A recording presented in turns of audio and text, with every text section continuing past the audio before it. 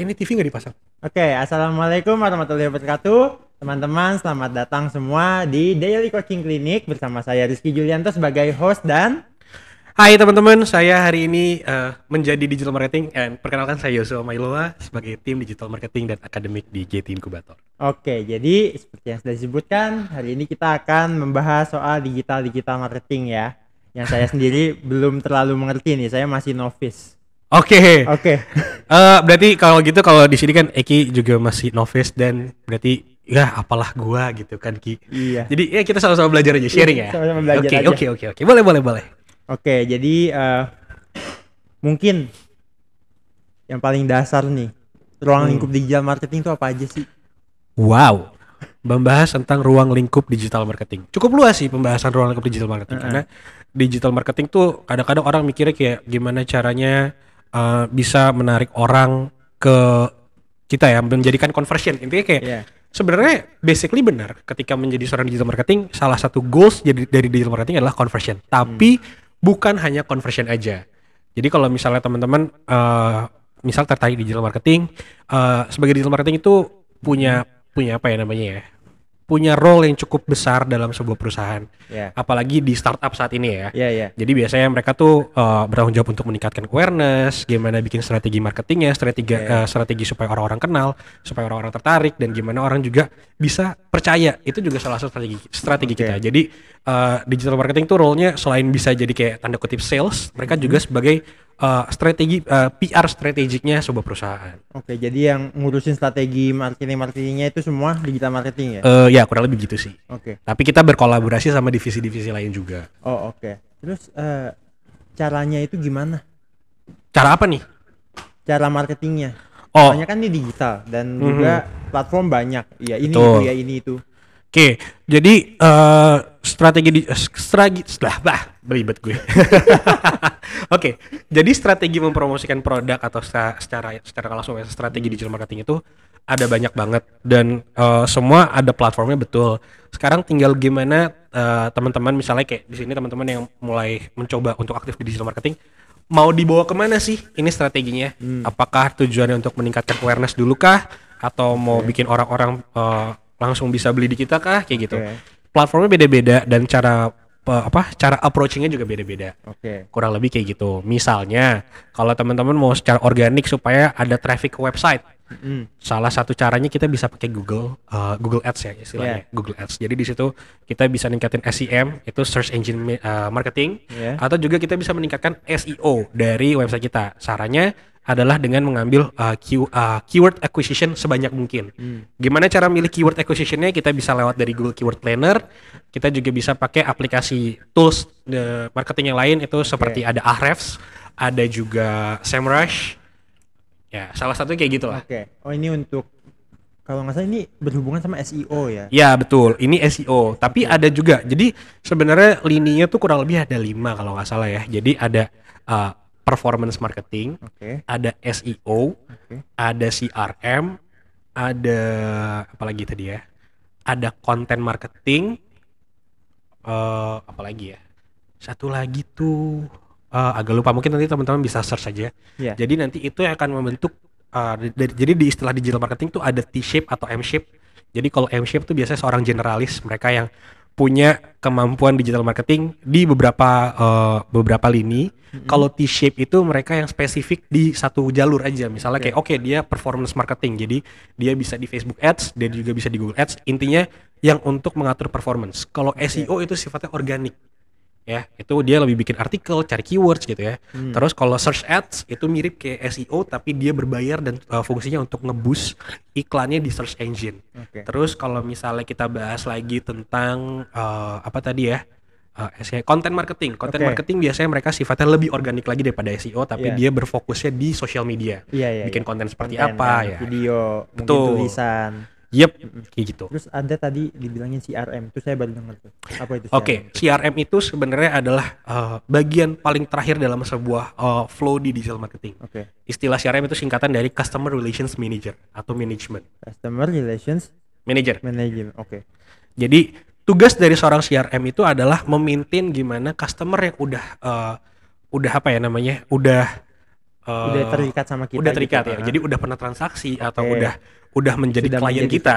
Ya, jadi kan ada tahapnya dari cold nih, dari cold customer jadi potential customer, akhirnya jadi customer, ya Ya. kan. Nah, customer ini adalah tugas CRM gimana supaya mereka tetap sama kita, menjadi loyal, dan mungkin even mereka bisa menjadi evangelism marketing kita. Iya. Ya, Mungkin kalau- menjadi sebuah komunitas juga ya. Betul, salah satu program di CRM ya, membuat Iya. komunitas, membuat event-event gimana kayak mungkin bisa bikin loyalty program. Iya. Nah, itu supaya itu tugasnya CRM Itu kayak gitu. CRM. Betul. Terus kayak ngelihat gimana interface, kayak sebenarnya CRM tuh agak luas juga loh. Iya. Selain kayak kamu ngurusin yang kayak handle apa tadi namanya maintain si customernya ini, kalian juga harus mikirin gimana si customer ini tuh journey-nya, kalau misalnya untuk customer baru ya, tadi kan customer lama prosesnya. Kalau di customer baru ada journey-nya, kamu juga harus pikirin tuh. Gimana flow-nya dia dari mereka buka ads kita, terus ke redirect ke landing page, terus mereka transaksi, itu tuh flow-nya kayak gimana, apakah sudah simple kah atau sulit kah? Bottleneck-nya di mana? Itu tugasnya CRM kayak gitu. Mungkin yang aku agak bingung ya strateginya gimana itu, misalnya perusahaan baru nih, Mm-mm, dia baru belum ada customer. betul. Lalu dia mencari audiensnya tuh gimana? Kalau dari digital marketing ini? Oke, tujuan pertamanya adalah dengan meningkatkan awareness dulu strateginya. Oke. Meningkatkan awareness. Jadi kalau misalnya teman-teman udah sempat belajar juga, ini kan alumni berarti ya? Iya. Ada alumni atau mungkin ada yang di luar dari alumni juga nggak, Niki? Mungkin ada. Oke, jadi nanti buat teman-teman especially yang alumni yang ada di Telegram Live, dan juga untuk teman-teman yang nanti mungkin nonton via YouTube ya. Iya. Ya. Jadi kalau misalnya di marketing itu ada tiga tahap funneling. Satu, jadi kayak kalau bentuknya, kalau teman-teman lihat itu kayak agak segitiga kebalik, terus ada kotak kecil di bawah. Iya. Itu biasanya seringnya kayak gitu kalau misalnya di digital funnel marketing. gitu kan. Ya, funneling. Jadi di funneling Kayak itu corong. dibagi 3 section. Oke. 3 section itu, yang pertama itu adalah top of funnel, Heeh. mid of funnel, bawahnya adalah bottom of funnel. Hmm. Nah, setiap funnel itu ada fungsinya. Yang atas itu fungsinya buat awareness. Yang bawah untuk sampai di tahap consideration dan Oke. interest, ya, mulai tertarik dan mulai Yeah. consideration, itu udah masuk di mid of funnel. Jadi terus yang terakhir adalah conversion. Oke. Nah, di bawahnya conversion itu adalah CRM. Gimana Oh, kita iya, maintain iya, mereka iya. stay loyal.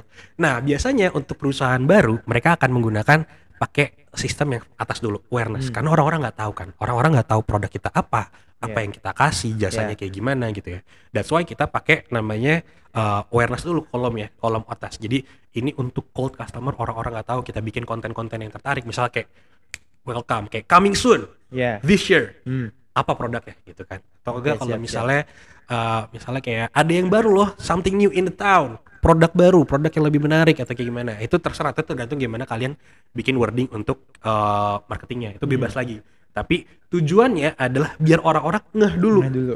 tahu dulu, oh ada yang kayak gini gitu. Kayak gitu aja sih strategi untuk di Oke, awal ya. Siap, iya. Terus dari situ tahap lanjutannya adalah ke mid of funnel, itu di tahap di consideration. Jadi orang-orang yang tadinya udah kaget, oh tahu, terus mereka mulai mempertimbangkan, oh ternyata ada yang kayak gini ya, Hmm. bagus nggak ya? Consider kan? Iya. Dia mulai consider. Itu juga ada strategi Mulai marketingnya lagi, mikir-mikir kan, membuat keywordnya beda, membuat kata-katanya beda, call to actionnya juga beda, terus desainnya atau mungkin bentuk kontennya juga berbeda gitu ya. Kan nggak mungkin kalau misalnya kalian di awareness tiba-tiba langsung masukin benefit atau Iya. selling point kalian, Benar, unique selling benar. pointnya gimana. Nah mungkin kalau di awal tadi cuman kayak coming soon dan kayak something new, terus nunjukin kayak siluet-siluet dari produk teman-teman, terus nanti pas udah masuk di mid of funnelnya, teman-teman langsung tunjukin kayak lebih ke demonya, misalnya kayak benefitnya, kelebihan, keunggulan dari produknya kayak gitu. Misalnya contoh sepatu, kalau di awal cuman siluet sepatunya coming soon, Iya. terus nanti di bawahnya baru pas udah orang-orang mulai consider, baru masuk lagi Gambar sepatunya gitu. gambar sepatunya, terus ada yang testimoni, ada yang demo nih, ada yang Iya, kayak, oh iya. ini sepatunya nggak slip nih, jalan Iya. di jalan basah gitu kan. Itu udah dimasuk tahap consider. Conversion ya itu ntar ada lagi beda, mungkin pakai promosi atau pakai apa, email marketing gitu. Sekarang CRM-nya. Nah, CRM-nya adalah ketika mereka sudah terkonversi jatuhnya, Heeh. itu gimana cara kita memaintain mereka supaya bisa repeat order, gimana mereka bisa Beli tetap lagi, nyaman sama kita, gimana mereka bisa loyal, dan sampai akhirnya ketika mereka udah loyal, mereka akan menjadi secara nggak langsung sebagai brand ambassador kita. Contoh simpelnya gimana? Contoh simpelnya dari CRM yang berhasil, Ya. Adidas, Nike. Iya, iya. Siapa yang nggak Harley tahu Davidson Adidas? gitu kan. Iya, siapa Iya. yang nggak tahu, siapa yang nggak suka? Ketika kalian pakai, kalian bangga, ya kan? Dan kalian akan mengajak orang-orang, ayolah pakai kayak gini juga, ya nggak? Iya. Betul kan, kayak gitu Iya. kan? Itu namanya evangelism marketing. Iya. Jadi orang-orang yang udah percaya sama brand kita, mereka senang sama Iya. brand kita, dan mereka merasa dihargai sama brandnya. Iya, Mereka secara nggak langsung juga akan membantu mempromosikan atau memarketingkan produk kita ke orang-orang terdekatnya. Itu Yes. goals terakhirnya dari CRM kayak gitu. Oke. Sekarang ini orang kan banyak yang megang handphone ya. Betul. Nah itu tuh bisa dilakukan dari handphone gak sih marketing ini? Apa emang bagusnya dari komputer aja atau gimana? Sebenarnya enggak, karena namanya juga digital marketing. Seorang digital marketing pasti dia udah tech savvy gitu kan. Bahasanya tech savvy banget. Tapi benar, jadi kalau misalnya teman-teman mau melakukan ads, mengiklan gitu ya. Ya. Aku ambil contoh satu, kita pakai Meta Ads ya. Meta Ads itu dari Facebook. Jadi kalau misalnya teman-teman nge-ads di Meta Ads, itu udah bisa pasti langsung ke Instagram, ke Facebook, ke WhatsApp, dan juga ke Twitter kalau nggak salah.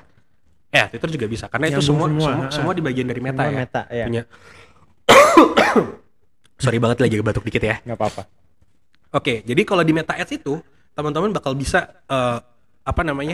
bisa mengakses iklan itu, bisa mengedit dan bisa menentukan targetnya. Itu udah bisa running ads dari handphone. Itu bisa. Kalau Google mungkin bisa juga, tapi biasanya aku sih ngerekomendasiin kita tetap pakai desktop ya atau laptop ya. Iya. Karena tetap ini kan agak krusial ya. Ini iklan, terus kayak Iya. ada untuk menghindari typo, untuk menghindari salah masukin budget. Iya, gitu. iya. Akan lebih efektif ya kalau teman-teman mau tetap mobile, pakai tablet lah seenggaknya, jangan pakai handphone. Tapi kalau tanya bisa apa enggak, bisa gitu. Intinya mah bisa ya. Bisa. Tapi memang lebih baik pakai laptop. Betul. Pakai laptop komputer soalnya memang lebih detail nggak sih? Ya, Di situ juga tampilannya kan lebih detail, lebih luas gitu ya. Kalau Iya. handphone kayak digeser lagi, zoom lagi, kecilin lagi. Hi, Aduh, PR banget ribet bos ya. ya, makanya. Jadi makanya kayak ya rekomendasi tetap kalau bisa buka laptop ya buka laptop lah gitu. Apalagi nih Ki? Sekarang juga nih ngomongin data-data untuk ads. Sebelum kita Langsung bahas data ads kawan. berbayar gitu kan, biasanya kan sudah masukin data cewek cowok, terus umur, kesukaannya apa. Targeting Targeting audience. audience. Betul. Nah, untuk yang baru nih, perusahaan-perusahaan baru, Kalau mau bikin ads gitu cara ngumpulin datanya gimana? Sebelum teman-teman menuju ke digital marketing, ada tahap yang paling penting dulu nih. Apa nih? Ini harus di brainstorm bukan cuma sama digital marketing tapi sama semua timnya. Produknya apa, mau ke siapa. Oke. Itu dulu yang pertama. Kalau teman-teman udah tahu nih produknya mau ke siapa, produknya apa, Oke. itu kan baru jelas nih. Kalau misalnya kita langsung tiba-tiba main A/B testing aja gitu, langsung kayak mau bikin yang ini ads-nya buat orang tua, yang ini buat anak muda, ini terlalu saturated banget. Iya. Ya kan, terlalu bervariasi, terlalu luas. Jadi kita nggak dapat gambaran. Tapi kalau misalnya kita udah spesifik, oke, brand ini buat anak muda di usia 18 sampai 25 tahun. Oke. Exact tuh. Oke, dari situ baru ntar kita bisa bikin tuh 18 sampai 25 yang ada di daerah, yang 18 sampai 25 yang ada di kota, Oke. yang lagi kuliah, yang kuliah sambil kerja, itu kan ada kategorinya lagi. Iya, iya. Nah, itu kayak gitu pembagiannya. Tapi untuk di awal kita harus tahu dulu mau kemana produk kita dibawa, mau siapa target market kita. Oke, jadi emang produknya harus dibentuk dulu ya. Betul. Kita harus memutuskan nih produk untuk siapa. Betul. Baru nanti audiens ketemu lah gitu kan. Betul. Oke. Terus juga kalau misalnya kita udah menentukan itu semua, terus kita ads lah, Iya. itu ada kemungkinan miss nggak? Kemungkinan miss dari Miss ads-nya. dari ads-nya. Kemungkinan pasti ada kan, selalu ada kemungkinan ya, karena kayak yang namanya ads itu kan sistemnya ya, kita juga ada trial errornya, kita juga ada test marketnya. Sekarang di awal-awal kita memang dari awal kita udah bikin target marketnya tuh kesini gitu ya, tapi ternyata along the way ternyata orang-orang yang suka sama produk kita ternyata bukan di umur segini nih. Itu pasti mungkin akan terjadi di beberapa produk ya, beberapa kemungkinan gitu ya. Ada kok beberapa kasus sih, kayak beberapa band yang pertama mereka muncul targetingnya buat untuk kalangan yang ada di sini, tapi ternyata along the way dia akan shifting ke sini. Nah itu dari proses kan, dari trial error, dari mereka udah dari coba di data di awal ternyata kurang efektif, mereka coba lagi. Jadi gak ada yang namanya istilah ilmu paten langsung ads sukses gitu. Langsung jadi. Betul. Gitu, Jadi pasti akan ada trial errornya, terus nanti juga ketika di prosesnya akan ada bukan gagal tapi nggak efektif penyerapan ROAS-nya atau return on ad spend-nya gitu ya.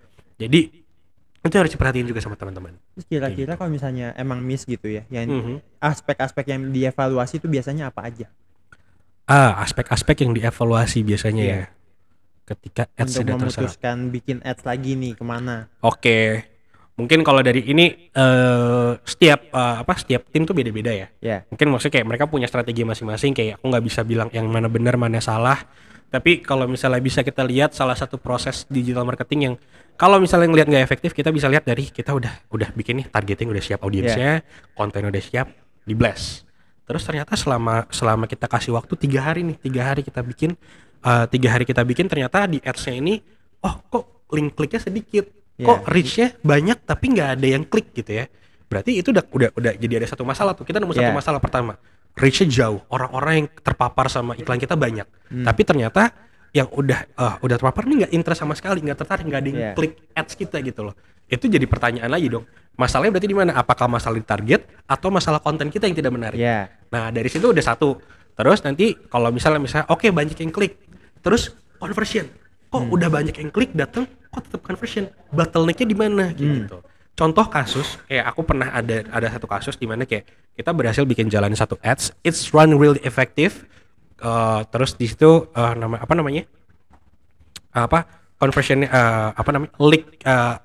impressionnya tinggi, reach-nya tinggi, link kliknya tinggi, tapi kok nggak ada conversionnya ya? Itu pernah ada kasus.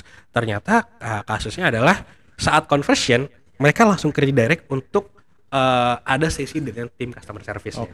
Nah di situ kan berarti kita ketemu. Jadi nggak selalu ketika nggak efektif itu salahnya di ads-nya. Atau mungkin ada di flow dari ads-nya kayak kemana jalannya, itu juga bisa jadi salah. Tapi kalau misalnya kita bahasnya salahnya di ads, misalnya tadi kayak kita bisa lihat dari data impresinya tinggi, reach-nya tinggi, tapi nggak ada yang klik ads kita. Nah itu mungkin baru kesalahannya antara salah di target, kita harus targeting ulang, atau salah di konten kita kurang menarik, kurang engaging, atau kurang jelas informasinya apa. Makanya orang-orang nggak tertarik untuk buka ads kita. Kayak gitu. Kalau misalnya platform itu kan banyak ya? Ya, betul. Ada TikTok, Instagram, Facebook, Google. Yap. Itu mendingan kita gelutin semua atau gimana? Apa pilih salah satu aja? Untuk bisnis yang berjalan, ini konteksnya itu bisnis berjalan aja kita. Bisnis berjalan sebenarnya untuk starting di awal pakai satu platform aja cukup sih. Apalagi kalau teman-teman kayak konteksnya ini SMEs ya, atau small medium enterprise, UMKM ya.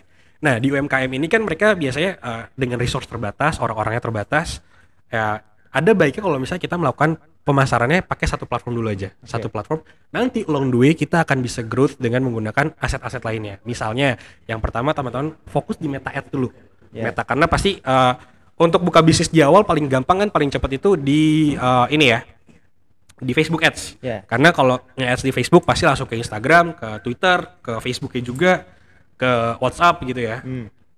Dari situ kita bisa langsung lanjutin lagi nge-redirect lagi supaya orang-orang tuh mau datang ke misalnya kita punya account bisnisnya di Instagram gitu ya. Jadi orang-orang datang, orang-orang lihat isi konten kita.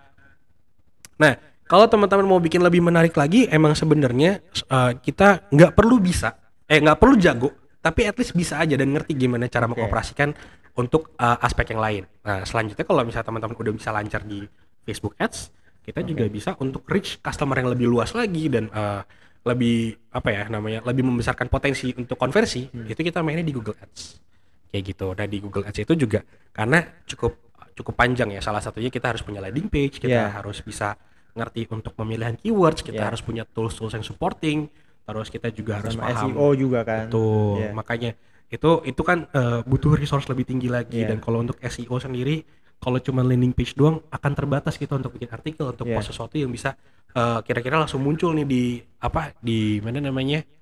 di Google Search gitu ya. Makanya kalau misalnya teman-teman bikin bisnis terus mau ningkatin ads di Google Search, ya paling solusi paling gampang pertama adalah melakukan Google Ads Search atau SEM, Search Engine Marketing, di mana di situ kita bayar ke Google untuk supaya ketika orang ngetik certain keyword gitu ya, itu yang muncul iklan dari landing page kita. Contohnya gini, kita jual kaos polos, terus teman-teman bikin akuisisi beberapa keyword, misalnya ada 3 grup, ada 2 grup, yang satu kaos polos, yang satu kaos polos oversize. Jadi setiap orang ketik ada kaos polos atau ada kaos oversize, itu ntar iklan teman-teman bakal naik gitu. Itu salah satu strateginya.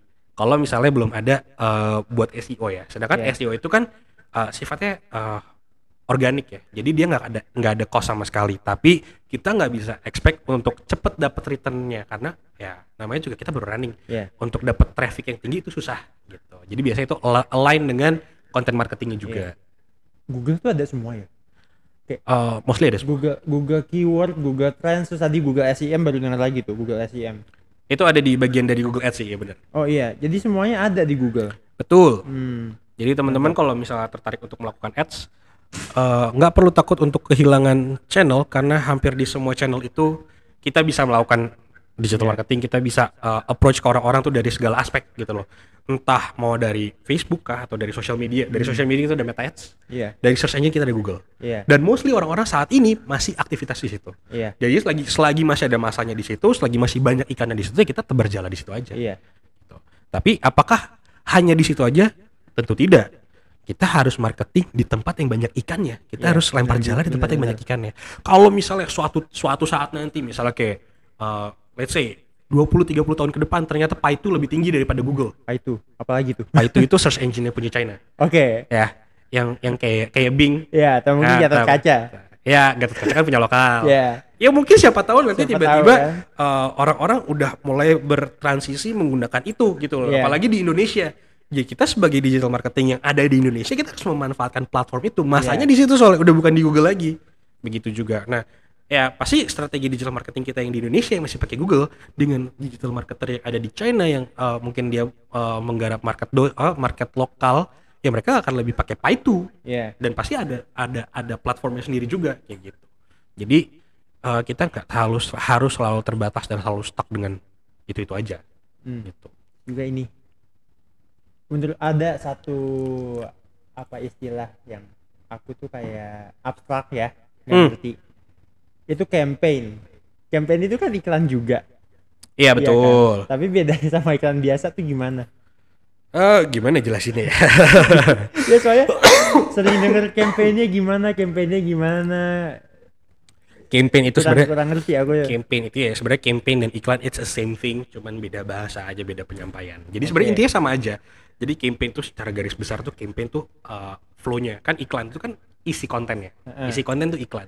Tapi yang menjalankan iklan itu atau kendaraan iklan itu istilahnya campaign. Jadi iklan itu ada dalam campaign. Campaign itu running.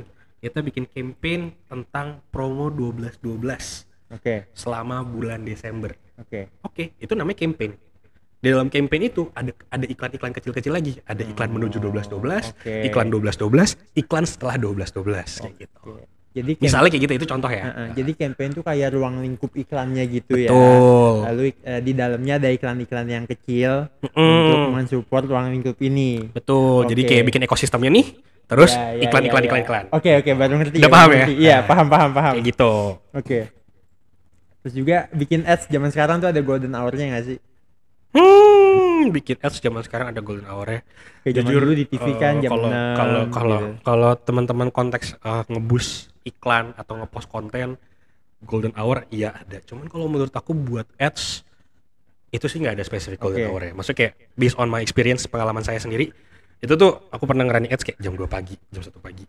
Kita baru selesai ke-runningnya gitu loh. Tapi paling kalau mau efektif ya bukan di golden hour kapan ngepostnya, tapi kapan kalian bisa agile-nya. Kasih waktu buat si Google ini learning. Si social media ini learning tentang produknya kita dan audiensnya kita. Dengan begitu kita bakal kasih spare time untuk supaya iklannya bisa lebih efektif lagi ke depannya. Jadi bukan kapan cepet-cepetan ngepostnya, tapi seberapa lama iklannya masih bisa efektif untuk di learning sama si search engine-nya gitu. Apalagi tuh Ki? Intinya kita konsisten biar search engine-nya ini belajar ya. Ya betul. Frekuensi kita. Betul. Itu yang harus diperhatikan sama teman-teman ketika melakukan running ads gitu. Iya. Kayaknya sama juga sama Instagram ya kan. Iya benar, karena semua influencer gitu ya. Kalian kalau posting harus konsisten ya, jam segini kan. Nah, tapi itu juga lucu sebenarnya, kayak ini aku nggak tahu ya, maksudnya kayak I'm not an influencer, I'm not social media enthusiast juga. I'm just working as a digital marketer dan I'm enthusiast with digital marketing stuff. Tapi kalau misalnya teman-teman penasaran, kalau di social media sendiri sekarang pun udah bukan zamannya kita ngepost dengan golden hour. Karena sekarang ini sistemnya Instagram maupun sosmed lain itu bukan dengan cepet-cepetan ngepost atau kayak jam berapa efektif ngepost, karena dia udah punya algoritma sendiri. Iya. Dia akan langsung ngarahin ke orang-orang yang emang sesuai dengan target audiens kita. Misalnya orang-orang yang biasa engage dengan account kita adalah anak-anak muda nih, Iya. anak-anak muda atau anak-anak kuliah yang lagi mau cari kerja. Iya. Ya pasti postan kita akan muncul di depan di home-nya mereka atau di apa namanya, di search mereka. Let's say kalau di TikTok di FYP-nya mereka, Iya. di ketika mereka lagi buka aja gitu loh. Itu akan otomatis. Jadi nggak harus kayak kita harus ke-post jam 6 sore karena mereka udah lagi pulang kerja atau pulang kantor gitu, pulang sekolah. Udah nggak gitu sih. Jadi dia langsung menyesuaikan dengan audiensnya. Karena kadang-kadang kalau Eki juga sadar mungkin ya, kalau misalnya ada beberapa kita pernah nge-post story, kita nge-post di postingan nih, terus cuma kita jarang nge-follow dia atau kita jarang engage sama dia. Refresh, hilang nggak? Iya. Berubah semua kan? Berubah semua. Kayak gitu. Iya, bisa. Jadi jam itu udah nggak terlalu relevan lagi sih sekarang.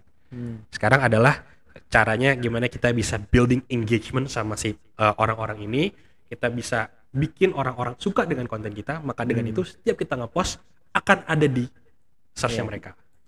Ngomongin ads itu rasanya menggiurkan ya, orang-orang bisa melihat kalau janjinya dilihat 1.000 orang ya betul. Ya gitu kan Ya, biasanya betul. kan. Tapi ada ini nggak sih kekurangan yang invisible yang jarang dilihat orang awam gitu. Oke, orang-orang awam ya.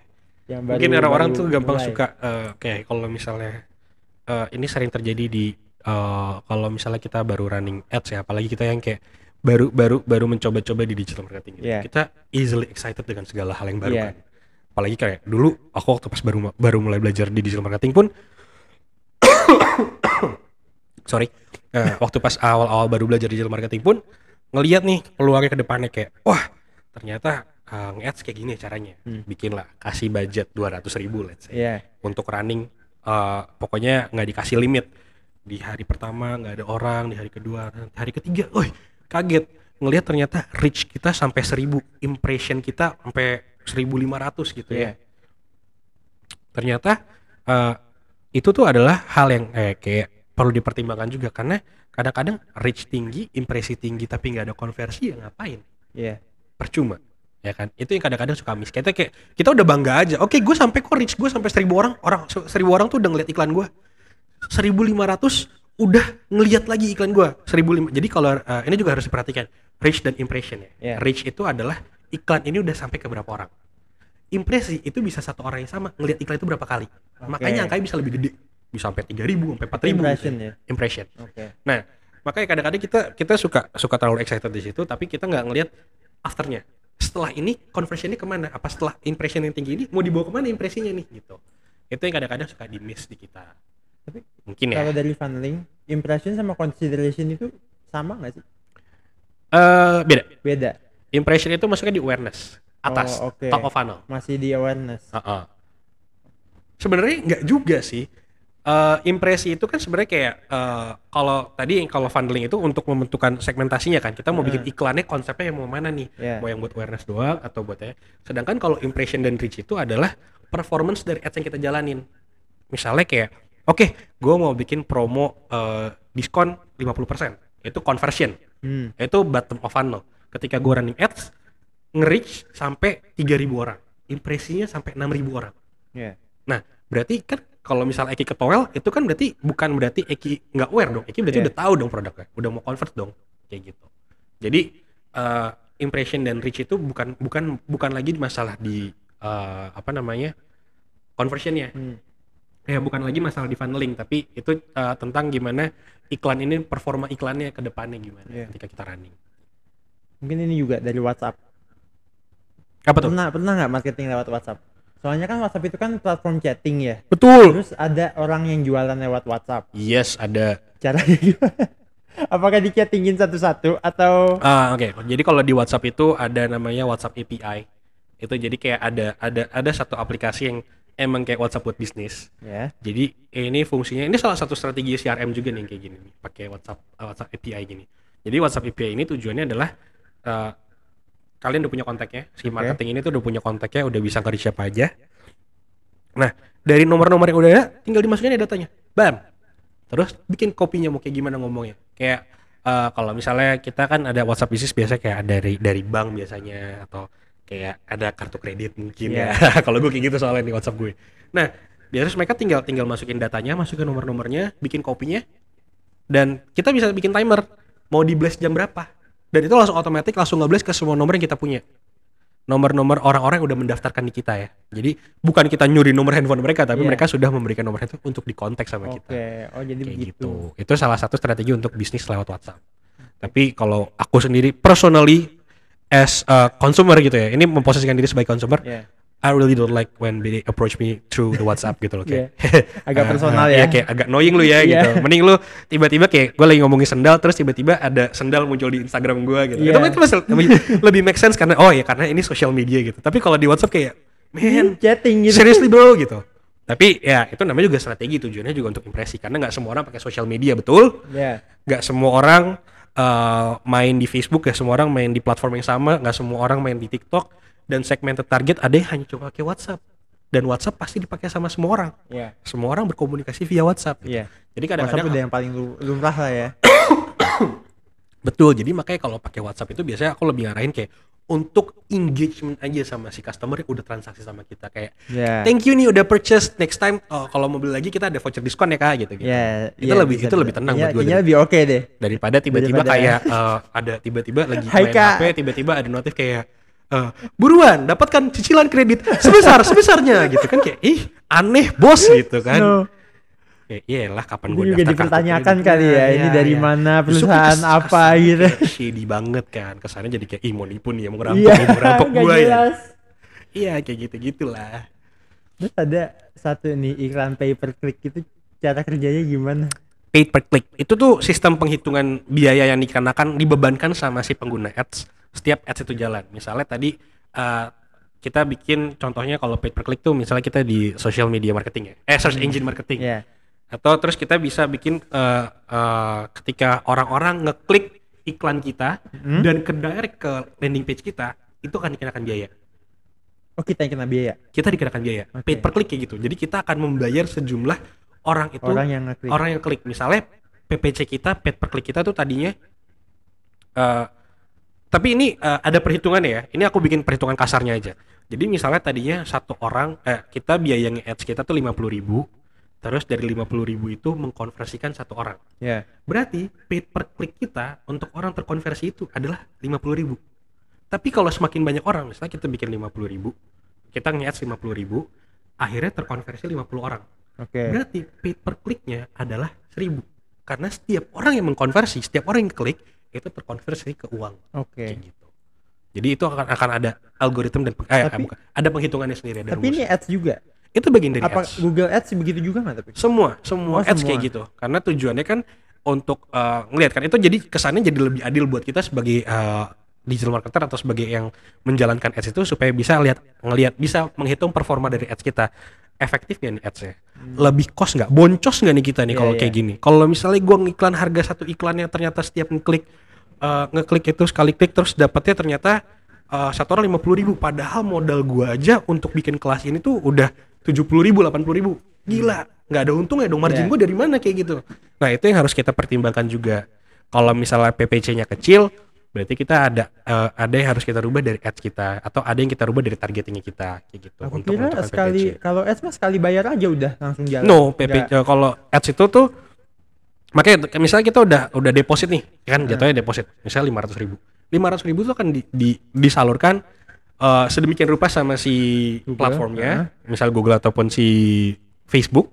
Nanti dari situ akan ada perhitungannya lagi, misalnya per hari itu berapa kenanya, terus paid per click-nya berapa kenanya untuk setiap konversinya gitu. So PPC itu part dari ads-nya juga Oke. untuk menghitung performance juga. Apalagi nih Ki? Apalagi ya? Wah, ini banyak Nih banget info yang masuk. ada yang mau nanya gak? Oh, teman-teman kayaknya belum ada nih. Jangan malu-malu gitulah. Jangan malu, yuk. Mungkin teman-teman yang ada di YouTube kali ya Ki ya. Iya, Kalau mungkin. misalnya nanti nonton, Nanti kalau nonton. penasaran suruh join aja kali. Siap. Ya enggak? Kita ntar diskusi-diskusi bercanda lagi lah gitu. Kan capek ya kalau bercanda kalau belajar doang. serius-serius mulu ya kan. Iya. Belajar serius mulu tuh ada bosen, ngantuk gitu. Mending kita ngobrol asik, ngobrol santai di sini gitu. Coaching klinik yang penuh dengan bercanda gitu. Candaan. Tapi bercanda-bercanda yang menghibur gitu kan, bercanda-bercanda yang edukasi gitu. Jadi nggak cuma dapat ketawanya doang tapi ilmu juga dapat Iya, ya kan. bener banget. Banyak banget ya, jadi mulai website, terus sosial media. Betul. Terus kayak kita juga harus tahu juga setiap market itu kan ada behaviornya masing-masing. Iya. Ini Iya, bener additional information aja nih. Setiap platform itu ada target market sendiri, ada behavior orang-orang yang ada di aktif di situ. Kita nggak mungkin menawarkan misalnya contohnya ya, ini aku bikin kayak gambarin kasar. Di Facebook biasanya kita cari orang-orang yang jualannya relate dengan otomotif. Iya. Kita nggak bisa terus di Instagram mostly perempuan gitu loh. Terus kita mau jualannya targetnya ke laki-laki tapi kita mau fokus di Instagram. Ini contoh aja ya. Iya. Ya nanti kita nggak bisa ekspektasi dengan outcome yang sama, kita iklan di Facebook dan iklan di Instagram kayak gitu. Jadi kita juga perlu analyze juga, kita perlu punya data juga, atau at least kita punya benchmark untuk setiap platform itu audiensnya seperti apa gitu. Jadi kita juga nggak salah kamar kalau bikin iklan, kita juga nggak wasting cost atau extra cost gitu ke iklannya gitu. Jadi tiap platform juga ada umurnya sendiri kan? Apa? Ada umur audiensnya sendiri kan di platform, misalnya kalau Facebook lebih senior gitu. Iya betul, biasanya kalau kayak gitu lebih senior. Tapi sih so far kalau yang aku lihat, maksudnya kayak ini tadi karena dari kemarin abis ngajar hal yang sama juga. Iya. Sepanjang data dari 2021 ke 2022, rata-rata orang-orang yang menggunakan sosial media dari Facebook, Instagram itu range usia dari 18 sampai 44 tahun. Which masih cukup sama semuanya aktif. Tapi ya jelas kalau misalnya kalau istilahnya lebih senior atau yang lebih kaku biasanya ada di Facebook, yang lebih casual itu ada di Instagram, yang bercanda banget ada di TikTok. Kayak gitu misalnya. Itu kan berpengaruh sama jenis kontennya, apa yang kita buat. Nggak mungkin kita bikin konten joget-joget ada di Facebook. Tapi kita juga nggak mungkin juga bikin kayak poster diem doang di TikTok. Gak ada yang mau lihat, langsung di skip pasti kan. Kayak apaan sih nih gitu. Jadi kita juga harus tahu juga behavior setiap platform, kita harus tahu juga setiap social media tuh punya keunikan apa. Tren di setiap social media tuh beda-beda. Penggunaan lagu aja tuh penting banget untuk kita bikin ads. Jadi makanya itu juga kita harus perhatikan yang di situ kawan-kawan. Iya benar banget. Admin, masih ada waktu admin? 3 menit lagi. 3 menit. Ada yang mau nanya nggak nih teman-teman? Aduh. Malu-malu aja nih. Malu-malu Oke, kalau nggak ada yang mau nanya ya sambil ngobrol-ngobrol aja kali ya Ki ya. Tapi Egi sendiri apa? Udah pernah nggak? Masa emang tertarik di digital marketing apa enggak? Sedikit. Sempat belajar gak digital marketing sebelumnya? Belum. Oh serius? Iya. Jadi ini informasi baru banget nih? Sebenarnya ada beberapa yang aku tahu. Tapi belum pernah praktek sama sekali. Jadi ngurusin Facebook Ads, Meta Ads gitu-gitu tuh kayak masih belum tahu ini itunya ABC-nya. Oh, oke. Iya. Jadi mungkin kalau aku sih mungkin tinggal otak-atik. Ya, betul. itu salah satu yang paling penting. Do it. Iya. Practice makes perfect. Jadi bukan cuma di olahraga doang, tapi marketing juga harus ada praktisnya. Karena dengan teman-teman praktis, teman-teman akan punya mindsetnya, punya logiknya untuk menjalankan ads itu yang efektif kayak gimana. Karena kalau kita nggak pernah coba, kita nggak pernah tahu kayak gimana, nggak pernah belajar dari kesalahan ya, it will running effectively. Soalnya gimana ya? Aku tuh sering gitu ngedengar obrolan terus di YouTube gitu kan banyak tentang penjualan digital marketing segala macem, tapi ya nggak pernah ngotak-atik aja. Jadi mungkin kapan-kapan ngotak-atik gitu ya. Iya betul, coba aja ngotak-atik. Maksudnya kayak mungkin nggak perlu sampai maksudnya kayak ada orang yang takut kayak gue nggak mau digital marketing, gue nggak mau nge-ads, takut biaya mahal gagal. Gitu, takut gagal, takut boncos gitu. Tenang banget, maksudnya kayak ini adalah the art atau indahnya ya, the beauty of digital marketing. Biaya marketing di digital marketing itu nggak semahal ketika kita marketing tradisional atau konvensional. Iya. Kayak kalau zaman dulu orang-orang mau marketing billboard setahun 2 miliar. Gila lah, bisa dapat klaster. Ya kan? Pasang dulu segala macam. Print dulu, biaya printnya berapa? Pasang poster, nempelin itu sedot WC yang di tiang-tiang. Emang nggak kos? Lemnya, kertasnya, tukangnya yang nempelin tiap tiang, bensin buat bawa motor, itu kan kos. Tapi kalau di digital marketing, teman-teman udah bisa reach seluruh orang di Indonesia. Orang pakai HP loh, HP ku mana ya? Nggak ada. Semua orang pakai HP. Iya, sekarang semua orang udah pakai HP, semua udah digitally. Kita kalau mau approach kita dengan modal 20.000 aja, teman-teman tuh udah bisa reach orang-orang sampai di seluruh Indonesia. Teman-teman udah bisa reach sampai ribuan orang di sana. Dan pasti baca, nggak kayak sedot WC, cuma samping doang gitu kan. Kayak gitu. Kena hujan, basah, hilang. Iya, lama-lama hilang Kalau ini mah karat. enggak, teman-teman. Itu juga yang perlu teman-teman ketahuin juga kalau misalnya indahnya digital marketing kayak Iya, gimana. Kayak emang gitu begitu. salah satunya. Kalau misalnya boncos ya udah kita coba lagi, kita Tuh. evaluasi mana nih yang salahnya di mana. Betul. Mungkin Jadi nggak umur, perlu takut mungkin dengan modal gender. karena ya 20.000 cukup kok untuk bisa running ads 3 hari seminggu bahkan gitu. Itu di Meta. Meta. Kalau di Google Di kira-kira Google tuh lupa deh ada minimum apa. Kalau nggak salah ada minimum 100.000 deh. Oke. Tapi bentuknya deposit, tetap bentuknya tuh deposit. Jadi Deposit nggak gimana tuh? deposit tuh jadi kita taruh uang kita dulu di situ. Oke. Kita running ads-nya. Oke. Ya kalau habis ya udah, tapi kalau nggak habis pun masih kita bisa running buat ads lainnya. Oke, Gitu. oke. Oke, teman-teman. Sepertinya waktu kita sudah di penghujung acara. Mhm. Mas Yos, ada satu kata dua kata buat teman-teman di rumah? Oke, teman-teman, thank you yang udah dengerin. Semoga ini sharingnya bisa memberi ilmu dan bisa memberi encourage teman-teman buat mencoba hal baru, apalagi untuk praktis di dunia digital marketing, karena it's new opportunity dan semua orang karir lagi shifting ke sana. Menghadapi bener digital transformation, Iya, kita bener harus banget. menjadi digital savvy gitu loh. Semua orang lagi ngejar digital marketing, teman-teman. Betul, termasuk saya. Pasarnya tuh lagi gila-gilaan. Kalau teman-teman pencakar udah digital marketing deh itu. Nah, betul. Makanya Itu jadi udah kayak lagi gila-gilaan, selagi teman-teman. orang-orang lagi belajar, teman-teman juga jangan takut untuk memulai juga karena semua juga masih di fase belajar. Oke? Oke, Good luck. teman-teman. Saya Rizky Julianto undur diri dan Saya Yusuf Mailoa. Thank you. wassalamualaikum warahmatullahi wabarakatuh. Bye-bye.